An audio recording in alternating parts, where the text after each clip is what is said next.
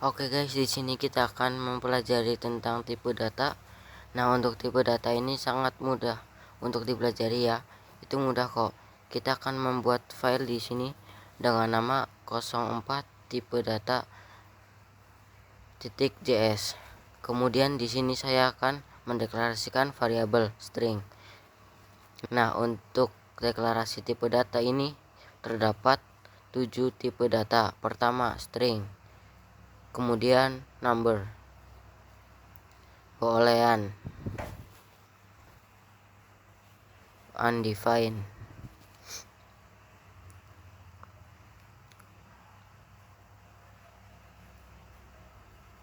dan null.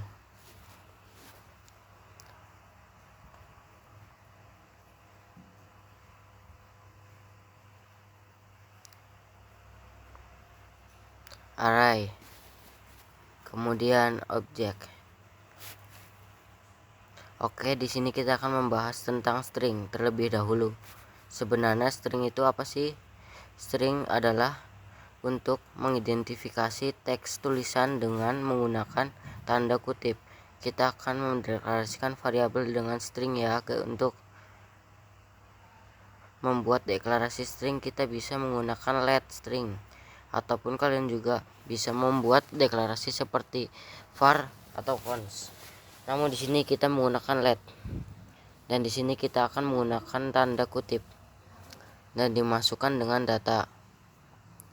Ini adalah string. Nah, string ini adalah teks biasa atau tulisan. Sekali lagi, string adalah teks biasa atau tulisan.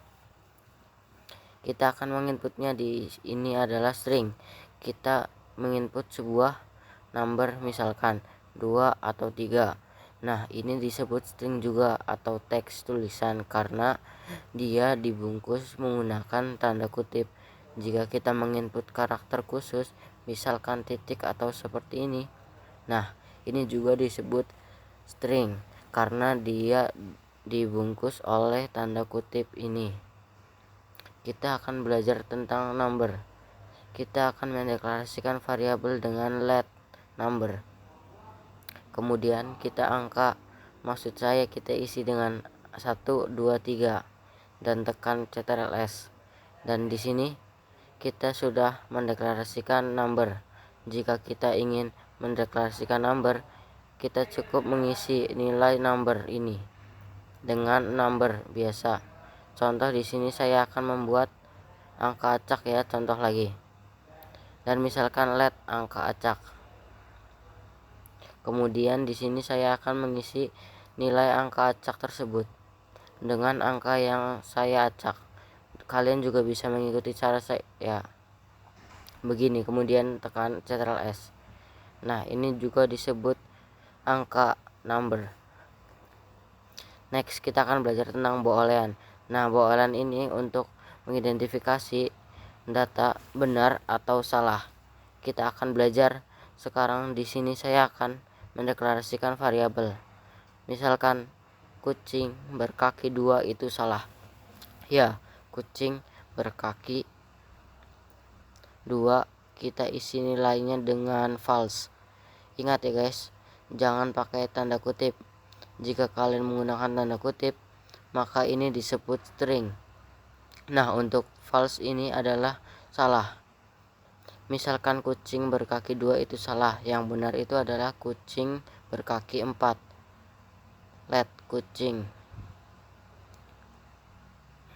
berkaki 4 sama dengan true. Nah, ini baru benar. Kucing berkaki 4 itu true atau benar. Nah, kucing berkaki 2 adalah salah.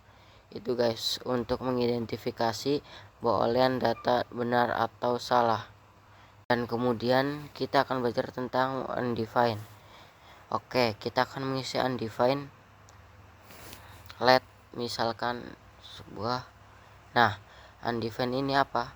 Undefined adalah untuk mengidentifikasi deklarasi karena nilai atau data tidak dapat terbaca. Misalkan di sini saya akan membuat buah. Karena nilai datanya tidak diisi, maka disebut undefined. Kemudian kita akan membuat null. Kita akan membuat null dengan let. Misalkan buah sama dengan null. Dan kita tekan Ctrl+S. Nah, untuk null adalah untuk mengidentifikasi deklarasi karena nilai atau data tidak ada, atau tidak ada nilai sama sekali. Di sini berbeda dengan undefined dan null. Dan di seri ini kita akan belajar slide di video ini. Sekarang kita akan belajar tentang perbedaan undefined dan null. Untuk undefined adalah mengidentifikasi deklarasi karena nilai atau data tidak dapat terbaca. Kemudian untuk null adalah mengidentifikasi deklarasi karena nilai atau data tidak ada. Nah, untuk perbedaannya ini sangat jelas sekali ya. Undefined mengidentifikasi deklarasi variabel karena dia tidak dapat membaca data tersebut. Kemudian untuk null adalah deklarasi nilai datanya itu tidak ada atau kosong. Nah, di sini kita akan belajar tentang array. Array ini untuk membuat banyak data atau nilai dalam suatu deklarasi. Kita akan membuat list item dengan anggur, jeruk, dan buah-buahan lainnya.